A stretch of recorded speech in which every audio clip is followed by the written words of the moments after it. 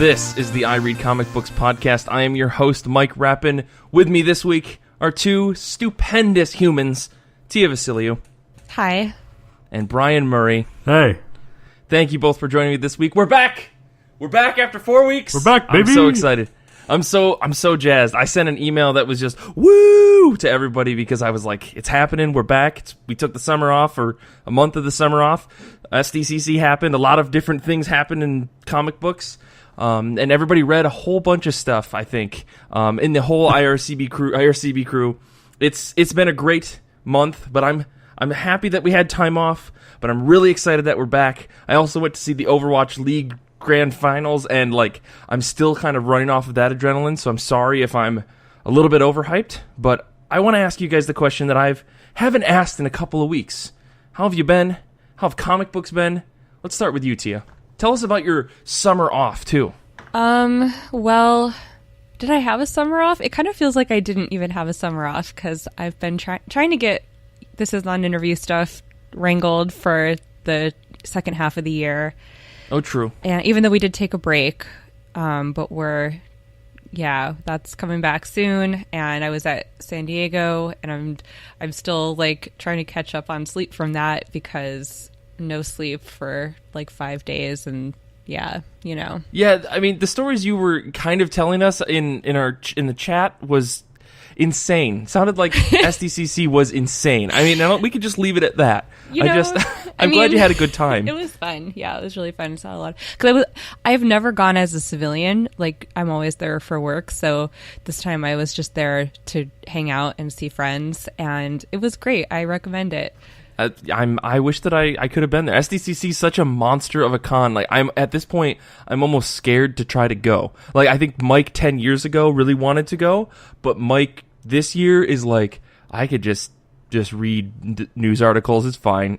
It's honestly you can't, if you want to be there in person for any of those kinds of giveaways or exclusives or announcements, it basically is the only thing that you can do at the show, because you have to stake out your spot in line or whatever, and I'm just not all about that. And so I've never, because I've been there for work, I've never had the opportunity to even consider any of that. So I'm also just seeing all of that on Twitter and being there just for myself, for whatever. I took the sleeping in and hanging out at the pool kind of route. I went to the show for an hour or two on Sunday, and okay, yeah, that was enough. I mean, but regardless, it sounded to me like you had a lot of fun outside of the con, because I mean, even when we went to Emerald City Comic Con, the real fun wasn't being at the show. I mean, that was enjoyable. I mean, but the real fun happened after hours, right? Of course, yeah. That's when you see your friends and get dressed up and do all that sort of stuff. Yeah, schmooze with the folks. Went to the Eisners. That was good. Oh yeah, yeah. Monstrous won all the things. Mm-hmm, it was great. Mm-hmm. We finally managed to get Marjorie Liu managed to finally get Sana Takeda on FaceTime for their, I think, the fourth or fifth one that they won. Oh, that's awesome. So that was really touching. I feel like I got a little emotional just because, it was such a great night. And also my favorite thing is Monsters won a lot of stuff. Yeah. Tanika Stotts gave, I think, the most beautiful speech, the most empowering, amazing speech about, people making their own work and using their voices, and whenever some asshole wants to shut you down when you ask for representation, they're like, make your own, mm-hmm. and she's like, hey, we fucking did, and it won an Eisner because we're awesome, so fuck you. Yeah. And so there were definitely a lot of highlights at the Eisners. Sorry, I'm talking way too much about not books that I read. Well, I mean, but this is what honestly, I did instead of reading a lot of books. This is so cool, though, because this is part of the experience of being in comic books or working with folks that are in comic books. Going to cons is a huge part of the world. Don't feel bad about that. This is all really interesting to me. I want to listen to you talk about it. And if anybody else, anybody listening went to SDCC, we'd love to hear your experience as well. But, did you read anything, though, What in the month that we were off, at least on top of going to SDCC? So Sunday is the best day to buy books at SDCC because people are like, please buy these books so I don't have to bring them back. And there was a sale at the Fantagraphics booth, so I picked up a bunch of books there, including The Agency by Katie Skelly. I'm like a huge Katie Skelly fan now. Apparently, every time I go to a show, I have to buy one of her books. And so this is actually a collection of like sexy web comics. So it's not like brand new material or anything, but it's nice to have it in a book, like in book form, you know? And it's sort of, it's about these 3 sort of James Bond lady agents. They're very cool and sexy. And they go on these like weird mod sci-fi adventures, and they're not like connective narratives. They're just these little vignettes where they encounter like sexy space vegetables or skeletons and things like that. And so it's kind of got an element of the surreal. I really love the conflation of exploration and sexuality. That just makes sense to me in my head. And I think it's very clever, and it just opens a lot of opportunities to kind of go wild, which a lot of these are very wild. And I like having a little touch of the surreal with my sexy. It just, because it's just so interesting, and it just pushes your imagination that much further. And I also think that there's something really nice about the very kind of graphic, colorful, minimalist style that Katie Skelly uses. There's not a ton of detail, really bright, bold colors. You know, she's very economical with her shapes and her lines. And I think that that also pushes your imagination, because you have to kind of meet it more than halfway to fill in some of those textures, and it forces you to connect with the characters and the vignettes and the things that they might be experiencing kind of more through your own subjectivity. Whereas I think that when you read sexy comics and they're like super hyper realistic, it lets you kind of sit back and have a little more of a passive experience, which can start to, I don't know, sometimes feel like you're objectifying someone else's sexuality. So I just love Katie Skelly and her whole sexy deal. Brian, how about you? How have you been? How was your quote-unquote summer break from the show? All that jazz. It was good. I did very little with my time. Okay. I played a lot of Diablo 3. Xander kind of got me hooked on that a while back, so I'm just kind of rolling with it. I did manage to read some comics. I still have... My stack of to-read comics is probably a foot tall at this point. Whoa. Listen, there's some trades in there that are pushing up the height a little. Okay. I'm just bad at it. I'm just a bad comics fan. It's fine, though. Well, you know, it's funny because I definitely remember there was an episode a short while ago where you were like, I finished my entire to-read list, and I was like, what? So you know what? It's all an ebb and flow. It's totally fine. Yeah. I did manage to read Submerged #1. That's from Vita Ayala is writing it. So, you know, we love Vita here. Lisa Sturl is on illustrations, Stella Dia doing the colors, and Rachel Deering on letters. It's a really good-looking book. It's got one of the best depictions of an estranged family that I've seen in a long time, where you get the sense that there's not, like, hostility between these characters. You almost get the idea that the family just comes with this sense of obligation, and right. It gets to a point where the main character would rather just not deal with it, which is certainly something that I'm familiar with. I like that some of the main character and her family speak Spanish, and there are occasions in the dialogue where they just kind of slip into Spanish, and there's no like them like repeating what they said in English or anything of that nature. The sort of stuff they usually do to convey to a primarily English-speaking audience what the characters said. I enjoy that it's just presented as just a thing. They speak Spanish sometimes, and we got to deal with it. Like, it kind of reminds me of that Brian K. Vaughan book that he put out with Marcos Martin. I think it's called Border, or I think something like that. It's coming out from Image right now, but it was released all digitally online, where just entire chunks of the book are in Spanish with no translation. Like that's such a like realistic depiction of how people speak. Like there wouldn't be a translation for you. It's like, go learn Spanish, dummy. It's the second most popular language in the United States. But I won't get on a soapbox about that. We'll just step back. It gave me a chance to stretch my old like high school Spanish muscles. I recognized some of those words. Mm-hmm. My favorite part, though, about this book is there seems to be a really interesting mythology forming. It's definitely borrowing on old world mythology. Like the main character goes into a subway tunnel as a hurricane is approaching New York City, and while down there, she meets these 3 old men and their dog. And there's a shot where you can see their shadows, and their shadows are all much bigger than the guys themselves. And the dog's shadow has 3 heads. So it's definitely like a Cerberus guardian of the underworld sort of thing. And then, you know, these old men each give her a coin, and she has to pay the ferryman to get deeper into the sewers to go after her brother. It's real good. That sounds cool. Oh man, okay, that sounds really cool. I haven't checked this book out yet, but I mean, damn it, you're selling it really well. I love like modern takes on like old mythology like that. That's really cool. Yeah, and I don't know how much of that this book is going to be, but I'm really excited to find out. Cool. What about you, Mike? What have you been doing with yourself? Well, I've been reading a lot of manga.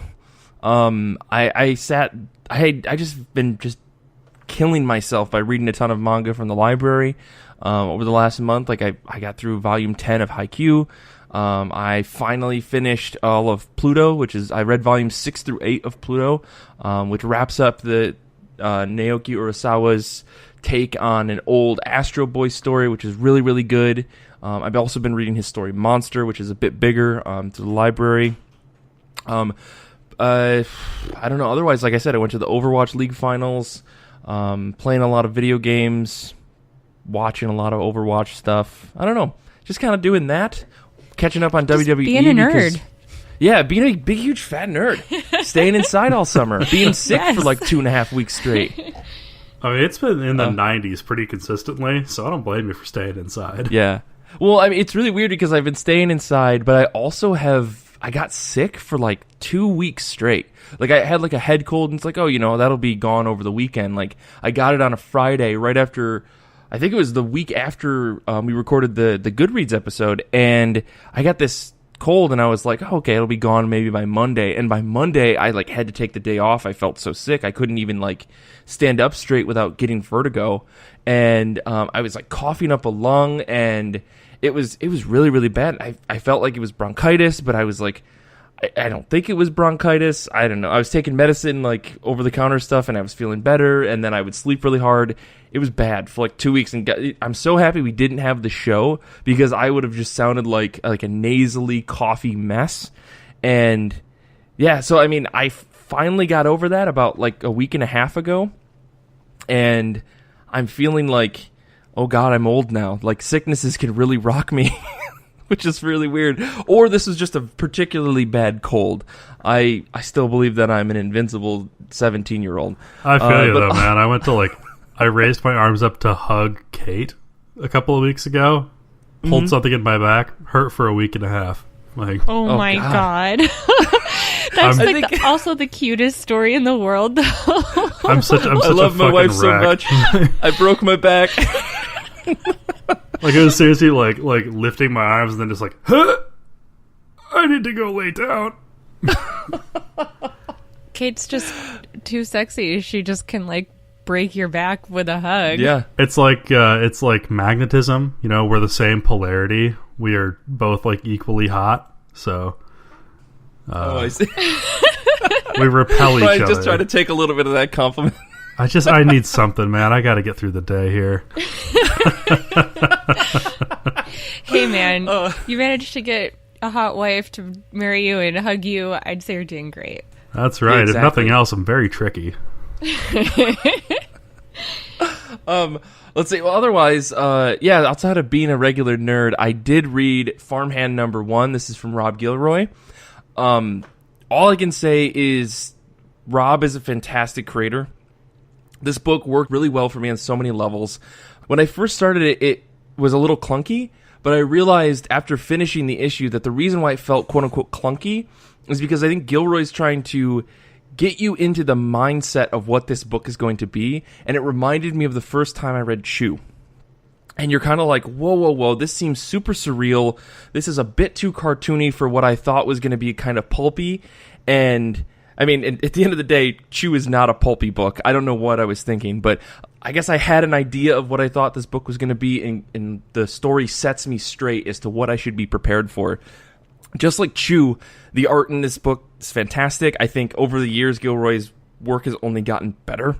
And I think that if you like Chew, you're going to love this book even more. This is only after having read one issue, but I think that the first issue was so solid that I really hope that, one, it can stay on time, and two, we get another 60 issues, because I think this book has a lot of potential to be really fun, wacky, zany, crazy fun, just like Chew was. But this is all Gilroy. Like, I don't know. Like, I'm just starting to wonder how much of Chew was John Layman and how much was Rob Gilroy, because a lot of the things coming out of Farmhand feels like Chew, but like owned in a different way. But there's a lot of really fun, zany stuff that made Chew really, really good. I feel like this book is going to be fun, surreal, kind of gross, but honestly just a solid read. So if you didn't grab this book, I highly recommend you do it, because, it was so good. I can't express how much I love this first issue. Well, that's what I read. If I ask what it's about, is that going to ruin anything for me? No, I think it's a food-based story yet again. But with a twist into some horror elements, I guess. Like, I guess the thing, it doesn't really give it away for me to say, main character's dad owns a company. He's estranged from his father, I think. And his dad owns this company where they grow human parts from plants. And so if you need a new hand, they've got a hand tree. If you need a new kidney, they're growing kidneys like tomatoes. And so people come and they... I get it. Yeah. Yeah. So there's a lot of, again, it's a lot of fun, zany, kind of gross stuff. So I won't go into like the details of what the end of the first issue was, but yeah, it's really, really good. I guess this guy goes back to see his father, and something happens that twists the entire world into this chaos, and that's the end of the first issue. That's about as super vague as I can be about that. Would almost describe 100 other different comics, but yeah, with the caveat of they're growing body parts on trees and stuff. So yeah, that's what I read. Let's talk about books that are coming out this upcoming week. Books are released on August 1st, 2018. What are you both excited for? Let's start with you, Brian. Well, I don't know if excited is necessarily the right word. Yeah. But the book that I guess I'm most eager to read is Infinity Wars #1. Okay. That's Jerry Dugan and Mike Deodato Jr. I don't know. I always do this to myself. I find out that Marvel is doing like a big summer event, and I get really excited, and then it's really bad. But I picked up Infinity Wars Prime, I think it was called. It's kind of like a setup book to this event. And there's a pretty big twist at the end of that I won't spoil. That's it's got me interested in finding out what exactly is going to be the plot of this arc, because with what happened at the end of that issue, what I thought Infinity Wars was going to be is no longer necessarily possible. So I feel a lot like in Charlie Brown, when Lucy like holds the football for him and then she yanks it away and he goes and goes flying into the air. That's like me with Marvel Comics. They keep yanking away that football, but I keep lining up to take a run anyways. Yeah, and this is Deodato Jr. I think you sent a screenshot of something from Infinity Wars Prime. Was that Deodato's art as well? I believe so. I don't have the book in front of me, so I couldn't tell you for certain, but I think so. Okay. You're talking about the screenshot of Loki being dragged out of a library by the horns on his helmet? Yes. It's very good very Loki nice. in the beginning of that issue. It's just some like big burly librarian lady who is not taking any of Loki's bullshit. I feel like great. no librarian lady would take any of Loki's bullshit. That's just like, I think that's like a test that you have to take to become a librarian. Bless them. Undervalued members of our society. Love those librarians, man. Tia, what about you? What are you excited for this upcoming week? I'm excited for Star Wars number 52. It's smack dab in the middle of this arc called Hope Dies because hashtag Kieran Gillen things. Yeah, you know, I mean, I'm nothing if not consistent.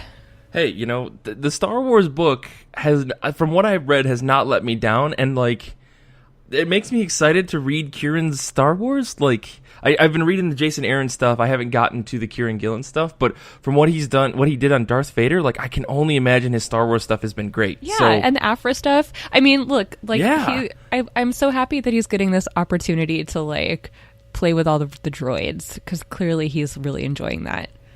right. Yeah. And especially like the synopsis of this is like, if a living being can't do it, maybe a droid can save them. It's like, oh my gosh, like we know what you're about. How about you, Mike?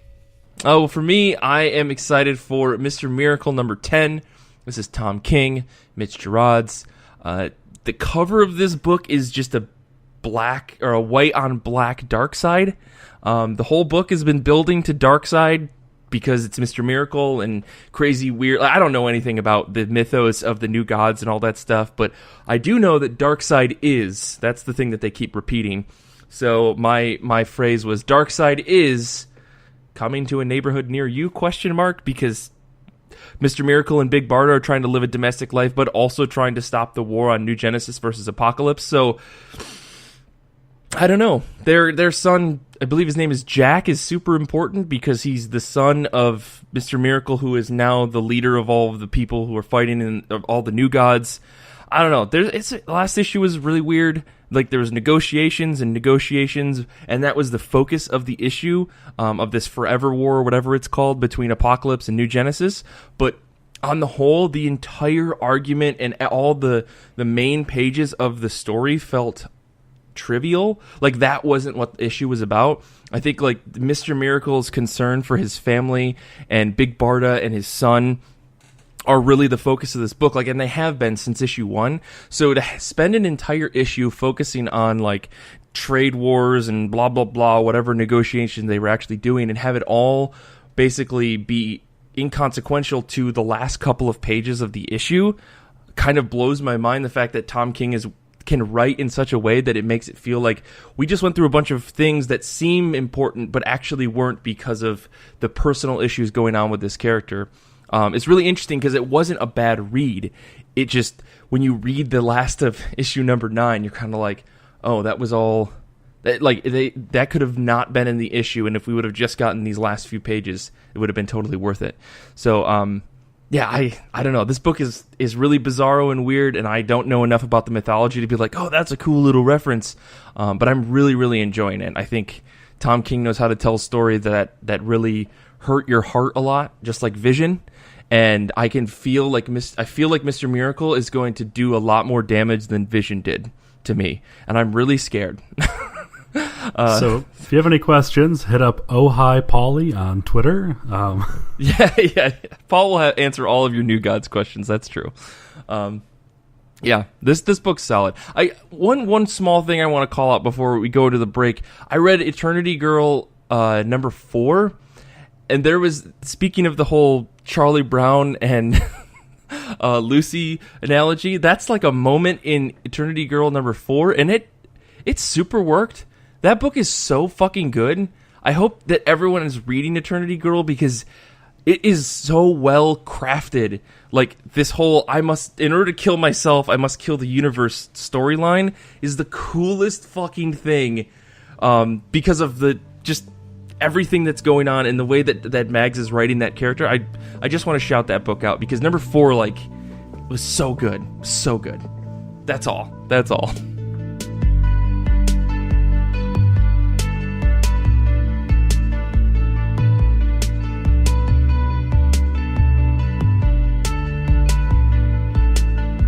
before we get started with today's topic, I do want to remind everyone that we have a Q&A episode coming up on August 15. If you have any questions you want the I Read Comic Books crew to answer, make sure to send them over to us at ircb@destroythescive.org or post them on Twitter with the hashtag IRCBQA. We will take all of those questions and put them into a doc and then answer them on the show on August 15. So make sure to send them in before August 12.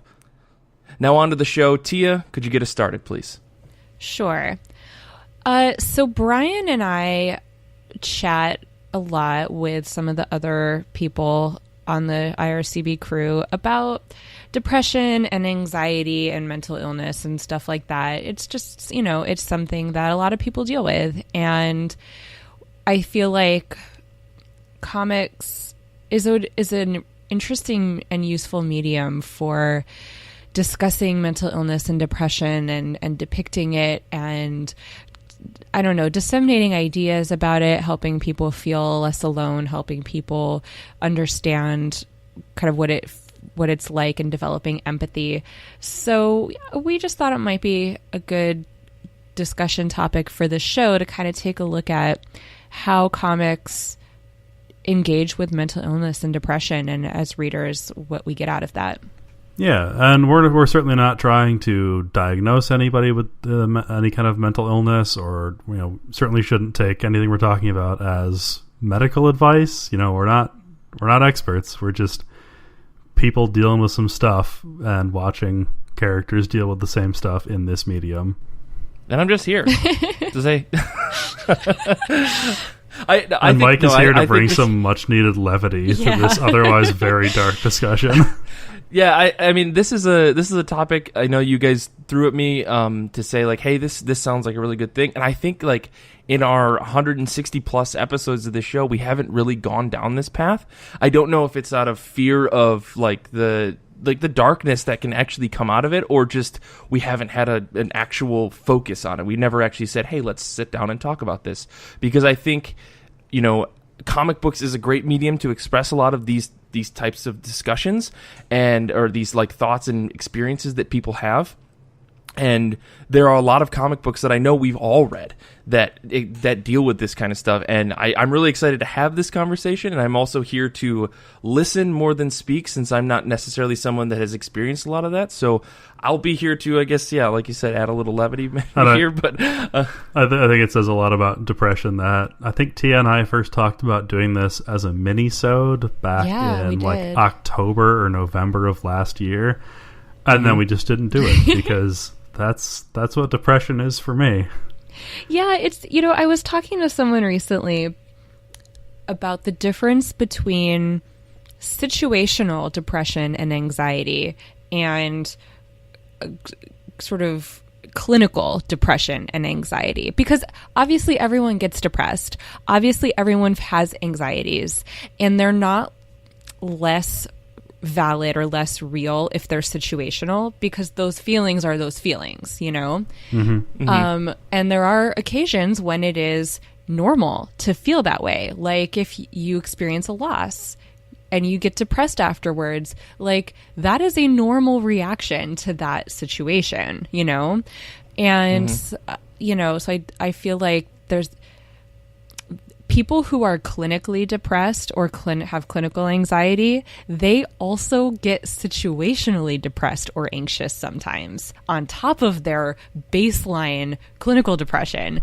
Right. And, it's the difference between like having something just be your default kind of baseline way that you have to move through the world versus a situation that you encounter and move through and get back to something on the other side. Like with clinical depression and anxiety, there's no other side. There's just managing it. And I think that in comics, there's a lot of, these superheroes are like constantly being traumatized with all of these horrible things that they have to go through that happens to them. And I think that there's a real difference between that and moments where you see characters who, and we'll talk about some examples here, where it's just like, that character is dealing with this on top of being like functionally depressed. Like that's that person's baseline. I think that there's I can't think of a lot of comics that really try to deal with that, I guess, I'm trying to think of the way to phrase it, that actually deal with the aftermath of some trauma. Yeah. You know, like they're I think, and I only speak because I read a lot of X-Men comics, but some X-Men books do try to deal with that trauma. Like a character will experience something severely bad, you know, like a lot of the psychics, of course, in the X-Men, you know, they have their personality or their bodies taken over by other psychics. You know, that's kind of the thing that you see a character like the Farouk, also known as the Shadow King. You know, he takes over the body of Psylocke in a numerous numbers of occasions. I mean, that's like an ongoing thing in the Legion television show too, where there is this extremely powerful telepath taking over someone's body, and the aftermath of those situations leave characters like Psylocke or like a Rachel Grey or Jean Grey even, you know, in these moments or these serious like traumatic. They have these traumatic feelings, and the aftermath is never positive for them. And a lot of the characters are like, it's okay, just get over it. You know, it's not going to happen again. And the comics really rush through that, and I don't think that that's fair to the characters. But when they do, like, I don't want to say drag it out, but when it is something that happens over multiple issues where they are still experiencing that trauma and the aftermath of that trauma, it's never dealt with in a healthy way, which kind of rubs me the wrong way, like in this, talking about it in this circle. Yeah, for sure. It's something that in my head I would just kind of call it trauma porn, where it's just like, let me as the writer do the most horrible things I can think of to this character because dark equals good and smart, ? And it's right. it's so frustrating because it's usually just the most it's the most ham-handed way of managing these kinds of things you've ever seen. Well, I don't know, Brian, if this is true for you, but I know for me when I'm going through a really serious depressive episode, it's just so banal. Like, it's not an exciting story to tell. Yeah. It's so blank and empty and nothing, and it's just like this white noise fuzz, and you just don't care about anything and you don't want to do anything. I mean, like, how to translate that into a compelling read or a compelling visual is challenging, and I think there are some good examples of it, but I also think that certain, you know, some writers and creators maybe just don't have enough empathy into it or insight into it to really like put the work in to figure out how to translate it into the medium in a way that is really articulate and really also true to the experience. I think that an example of a really good depiction of functional depression is Fraction Anaha's Hawkeye, actually. Like, Hawkeye is a depressed guy, and he just kind of goes about his shit, but then when he isn't, you know, doing stuff, he's like laying around and drinking coffee out of the fucking carafe, because why bother dirtying a mug? Like, that's literally right. Depression brain tells you to do that. Yeah. Right. Yeah, washing a mug would be too much work, so let me just do this extra difficult way of drinking my coffee. But it makes sense to you at the time. Yeah. Show me the character binge watching cooking shows on YouTube. That'll be that I'll relate to. No, right? And you do that because you're literally like, I'm hungry, but there's like the idea of acquiring ingredients and putting them together into a food item just feels impossible. Yeah, I definitely get that. I never thought of the Hawkeye book as being a book about depression, but I think the more I think about it, you know, it makes sense. Like that description is like, oh man, Hawkeye's not in a good state in that book. I mean, on top of the very obvious things that he says, but like, yeah, if you look at what potentially could be the cause of it, it sounds like, yeah, from what you guys are saying, it sounds like depression is the primary source of that. And I think it's a good example of what I was saying, where it's like, you know, he comes across as someone with clinical depression who is also dealing with situational trauma. So, you know, when I read that book, I often feel like I could pick out the difference, you know, like that's something that he's dealing with that happened to him versus that's just like his brain. I mean, one book that I know that I've read that I thought dealt explained depression and like the feeling, like the overwhelming dread feeling, that a lot of people I think describe comes with depression was my lesbian experience with loneliness. Like that book is beautiful for a lot of different things, but there is a moment in that book where, the author Kabi Nagata, she goes into the overwhelming pain and sadness that she felt, and she didn't know how to deal with it. And the only way she could really find a shape to understand that pain was to cut herself, because then she had like a focus for it. And I never heard that as a description for like why folks do that. They inflict pain on themselves in order to just put some sort of understandable shape around it, to say like I can at least direct my focus for how I'm feeling at this thing, even if it's self-inflicted. I thought that was really interesting. I'd never heard it described before like that. Oh yeah, that's I think the most common reason why people self-harm. It's something you can wrap your head around. It's not existential, it's immediate. And physical pain is just simpler than existential pain. And there's a biochemical reason for it too. When you're in physical pain, it triggers your body to release endorphins into your brain, which it's the same thing that causes the quote unquote runner's high that people get after exercising a lot. Because exercise fucking hurts. Right. Because you're literally creating tons and tons of tiny tears in your muscles. I mean, this is why I compulsively exercise, because it's the only thing that that slows my brain down. Mm-hmm. It makes perfect sense to me. But then also in my lesbian experience with loneliness, I feel like you also get that thing where it's like your depressed brain tells you that you can't do things, and so you just get bogged down by this. You almost are like a petrified tree. You're just slowly kind of becoming fossilized, and then you come up with this bizarre thing that you have to do to kind of like galvanize yourself out of it. Mm-hmm. Which in the book, she decides that she needs to have sex with an escort. Which is really interesting, the way that, what I love about that book is that she's like, nothing about this is sexy, and I'm going to tell you all about it. So, like, the whole book is very much about, like, I want to, like, at least a chunk of it is, like, I want to have, go and meet this escort and have sex and feel good. And she describes it in a way that is not a thing to turn someone on by reading it, I think.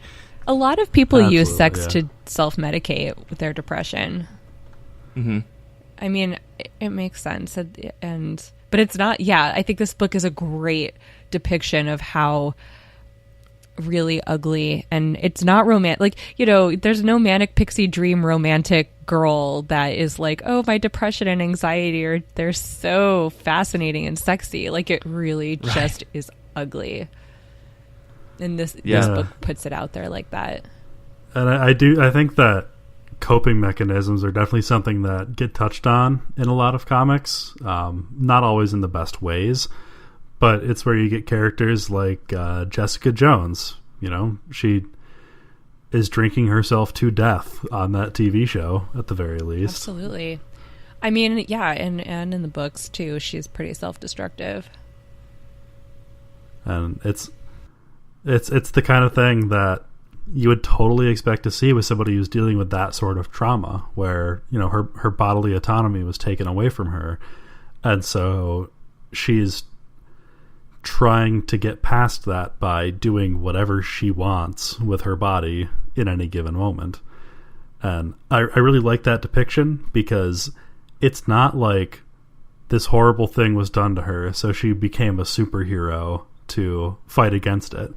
Like, she has her unhealthy coping mechanisms that a lot of people with PTSD or depression would recognize, and she's also, kind of a hero in her off time when she's not coping with her mental illness. Right.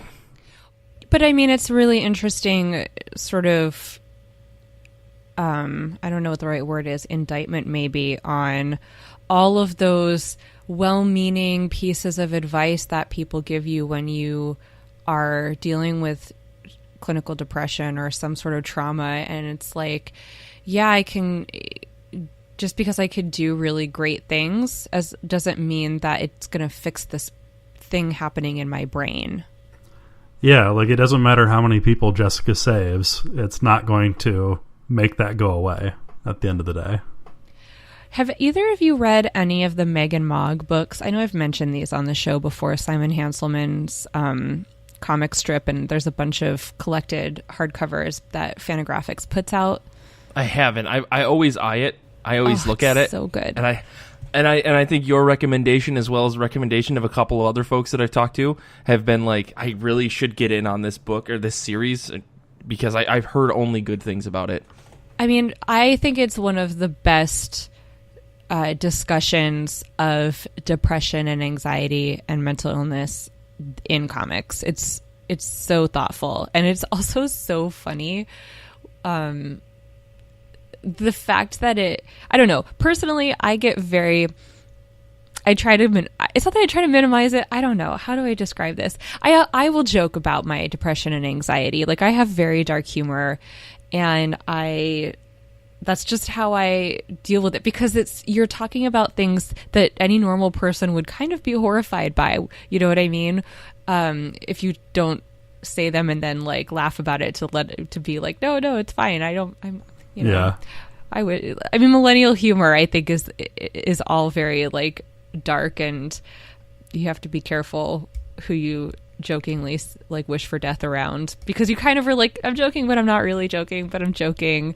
And if you think I'm joking, then I'm joking. But if you get it, then let's talk.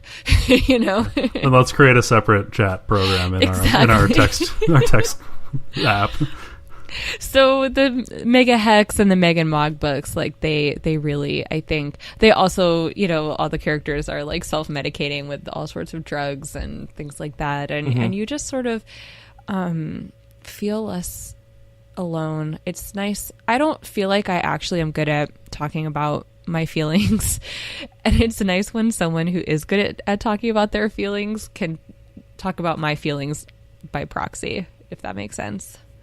Yeah, it's hard to, I mean, I say this just from my own inability to do that, is like, it's nice to be like, if you read this thing, you'll understand how I'm feeling about whatever subject, or in this case, you know, maybe mental illness or whatever. I can totally understand that. Yeah, this person is an award-winning storyteller, so I'm going to let him tell you. Right. Yeah. So yeah, I guess like, are there any comics that you guys, you know, we've talked about my lesbian experience with romance, or my lesbian experience with loneliness, sorry. We talked about Mega Hex here in Hawkeye. Are there any other books that you guys would recommend that you think are good at dealing with this type of trauma? Or we really didn't talk about the negative ways that these books are done. I've kind of talked a little bit about X-Men, but maybe there are books to shy away from that get this totally wrong. Any Batman villain. I mean, yes, every single Batman villain is mentally ill in some way or another, which Batman solves by punching them in the face and then throwing them in an asylum where, like, is famously where we just put crazy people to die because society didn't want to deal with them. Also, Howard, like, look, if it takes a lot of fucking motivation to be a villain, where do they get the energy? Yeah. You know, they all have, like, psychosis or, like, dissociative identity disorder or something like that.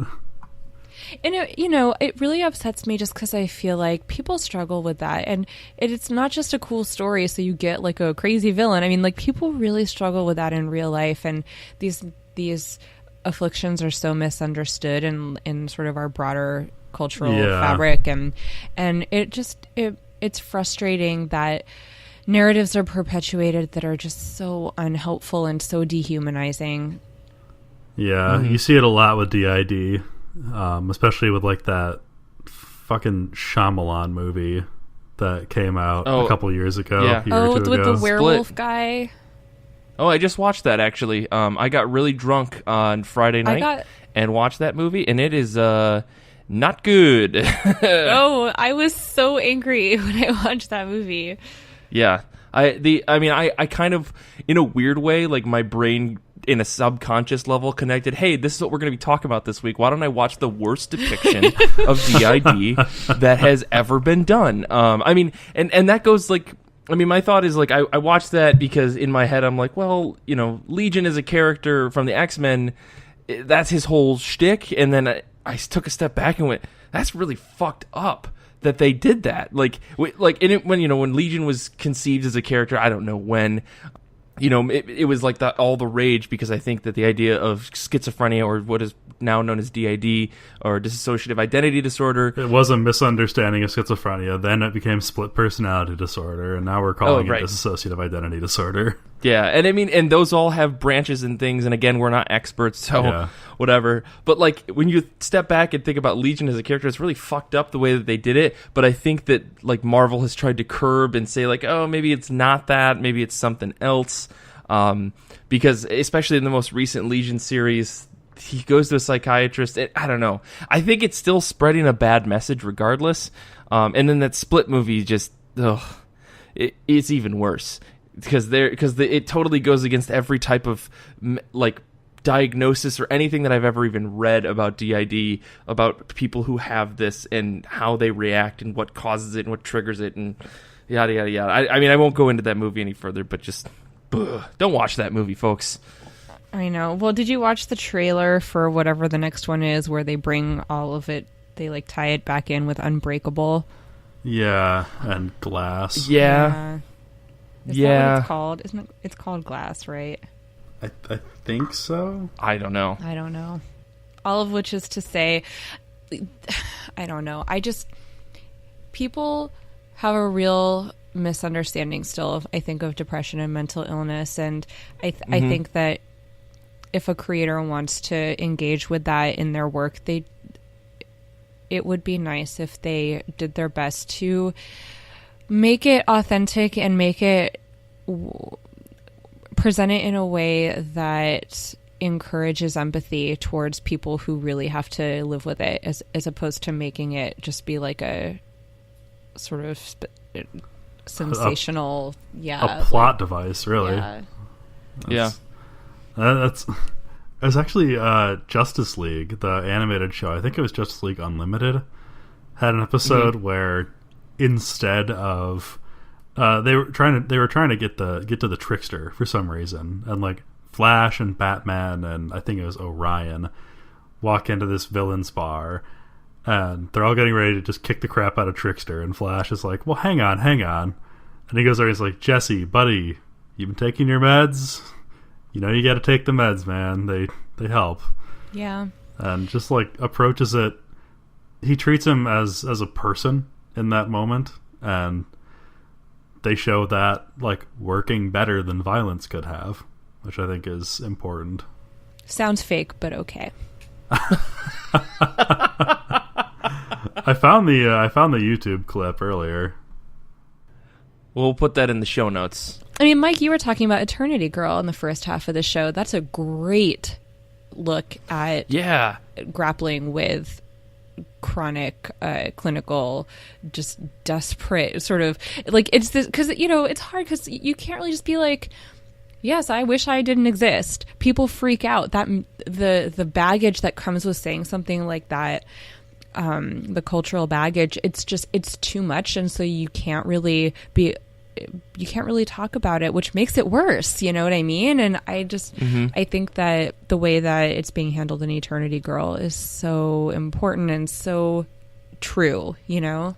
Yeah, I'm really, really impressed with that book. Like, just the amount of overwhelming feeling that Eternity Girl has, right? Just how she feels, and this tremendous sadness she feels. Like in the first issue alone, you get that, and I think that the way that it's handled in the book, it's not a gimmick. Yeah, like that is it's so overwhelming for her to live, and people around her trying to help her in ways that are not helpful. And I think that that's like a great depiction to be like, look at all these people that are around you, and they do mean well, but it is not helping. And there's something like, there must be a better way to deal with this. I'm hoping that by the end of this arc, we see something that kind of says that, like, gets to the bottom of that to say, like, here is how you can help someone. Because I don't think that, I don't know, the book is really, like, it's kind of a downer, but in a good way. Like, it's a good way to just to empathize with someone, because I think that Eternity Girl is depicted in a way that you can't help but empathize with her, because she is just overwhelmed by everything. She doesn't like the body she's in. She doesn't like the world that she's in. She doesn't like existing. And if that's not like a billboard explanation, say, hey, this is depression, and this is, this is a clear depiction of depression. Like, it's wild, and I think that I don't know, if you're not reading that book, you're missing out too. I'll say that again. It's such a fantastic book. And at the same time, like what you're saying about all these people, these well-meaning people trying to help her, it turns into this thing where the person who's depressed ends up having to manage their feelings and their expectations about you and your depression, and it just sometimes sucks so much that you just withdraw from them because it's too hard. That's why whenever I have a depressive episode, the first thing I do is just go into my room and shut the door, and then like send Kate a text saying, "Hey, I'm in one of those moods. I'll be out later." And I'm fortunate enough to be with somebody who understands that. Who she knows that she can't always help, and she's made me comfortable in telling her that, this is a time where there's nothing you can do, so I'm gonna go be by myself, because otherwise I'll just feel worse about you not being able to help me. Exactly. Yeah, I think that's hard to explain to people when they love you. Yeah. That's a really interesting thing. I think that is something that I think a lot of people don't understand. Like, I think I don't understand that. Like, I'm the type of person that wouldn't understand that unless I had an actual sit down with someone. And I mean, I think I'm a little bit more aware than I was, say, like 5 years ago of that kind of thing. When someone says that to me, to say, okay, I'll just let you be. Like, that's fine. But like, here's this book where you're being put in a situation where you identify with Caroline, and so you're seeing that through her eyes, and you're seeing all of these well-meaning, unhelpful people trying to put, and how she's having to take on their feelings of not being able to help her. So I think that's a really good example of how putting these sort of situations in comic books can actually do some good, because it just makes people more aware of the different perspectives in the situation. Right. Yeah, I really want to champion that book, because it has helped me to understand, like, where someone's coming from with those types of feelings. Like, and I think, like, again, my lesbian experience with loneliness, same kind of thing. Like, the way that the feelings, the overwhelming feelings, are described in that book is just is really eye opening. And it's good to see that more and more books are dealing with these topics. And I don't think, like, every single book needs to, but there do need to be books that describe this for folks that, and others can empathize, who do feel this way, to say, oh, here's a character who understands how I feel. Yeah. Because there's a million other books out there that are already describing, like, the happy-go-lucky, excited, everyone's ready to go do everything and punch the bad guys book. Like, we need other things. There are other representations. I mean, we're going to get into all representation here in a second, but if I don't stop. But I mean, I think it's important. Yeah, and it's especially in a medium like comic books, because reading comics is like an active, engaging way of consuming media. It's not the same as like watching a movie or listening to a podcast or something. If you're picking up a comic book and reading it, kind of everything that's happening is being filtered through your mind. And so I think that's why it's so much easier for you to really put yourself into this character's shoes. Plus, I think that just in terms of what the medium is capable of, with the putting, the way that art works with text, the way that layouts and grids and panels can convey the passage of time, or different characters and how they relate to one another in space. Like, just, I think that visually, not just narratively, there's a lot in the language of comic books that creators can use to really create a representation of the feelings of being depressed or having some kind of mental illness in a way that sometimes you just can't describe these things to people. Mm-hmm. I mean, when we did our episode about colorists, I mean, color alone in a comic can depict someone's feeling from panel to panel. And I think, give me another medium that can do that as quickly and as effectively. I don't think that there is one. I don't think movies or television can do it as well as comic books can in such a way that you feel it like immediately. Yeah, because in movies and TV, you don't have as much control over how long you spend in a moment, you know? So sometimes I'll be reading a comic and like a really good example. I almost made it through a whole episode without me talking about Wictive, but I think it's in the second arc where Laura is explaining her mom asks her if she's okay, and then she launches into this whole inner monologue about how she's not okay and her head's full of plasma and all of that, and then she doesn't say any of that to her mom. And so like the part where she's trying to work all of that out, it's just her against a white background. And then it's, you know, and then when she finally does talk to her mom again, it's like back in her house. But that page where she's on the white background, I mean, like, I spent a long time looking at that page, you know, and it was comforting in a way to see it put that way and to feel like seen by it, you know what I mean? And I think about someone who doesn't relate to those feelings and, you know, just looking at this character on a white background and reading this, and yeah, like you can really spend time empathizing, I guess, flexing your empathy muscles. Yeah, I think comics will always have that no one determines the pace but you thing going for it, like that no other medium can have. I mean, prose can kind of have that, but like the combination of visual and like the art and the text together, like it's unbeatable. Comics wins. Yeah, that's the thing. Like with a prose novel, and you know, I say this as somebody who got a degree in creative writing, it's kind of pointless to sit and stare at a page of a prose novel. You know, like you read it and you absorb the text, and then you can like think about it.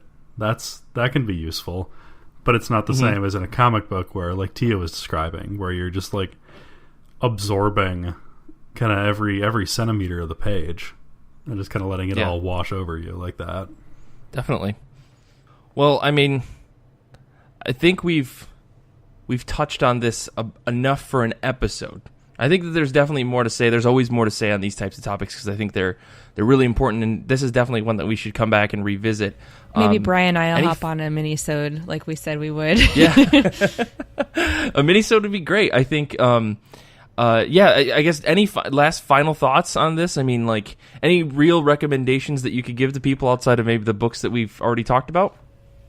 You know, I know there are a lot of comics that are more autobiographical and that deal with more along the lines of my lesbian experience with loneliness. Personally, I avoid them just because they're actually really triggering in a lot of ways. You know, I hate that word's been like co-opted by shitty people, but so I actually deal much better with fictional depictions, and but I'll just throw out there, because everyone handles media in different ways, that if you do feel more connected with like more autobiographical type things, or you know, there's a lot of books out there where people are talking about their own experiences. Yeah, I mean, just take care of yourselves, you know, because this, you know, we're talking about how intense of a connection you can get reading a comic book, and we're talking about it in the ways that it's a good thing. But as Tia was saying, it can be very triggering to somebody who is dealing with these issues themselves.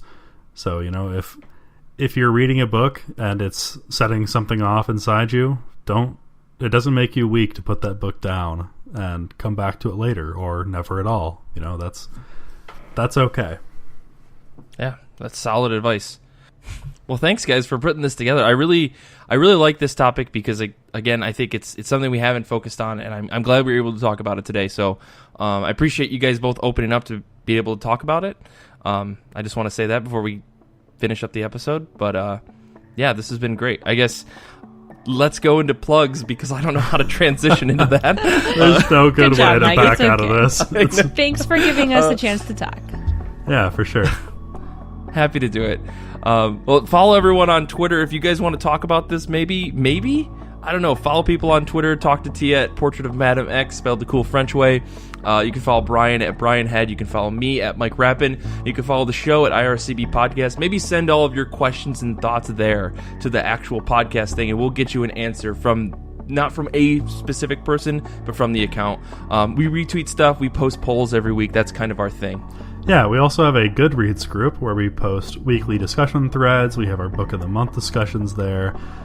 This past week, we had a big thread about our discussion on San Diego Comic-Con. So if you're curious about our feelings on that, stop in, check it out. Hit us up at ircbpodcast.com. That's where we have our pronunciation guide and a new feature of the site. We have merch now.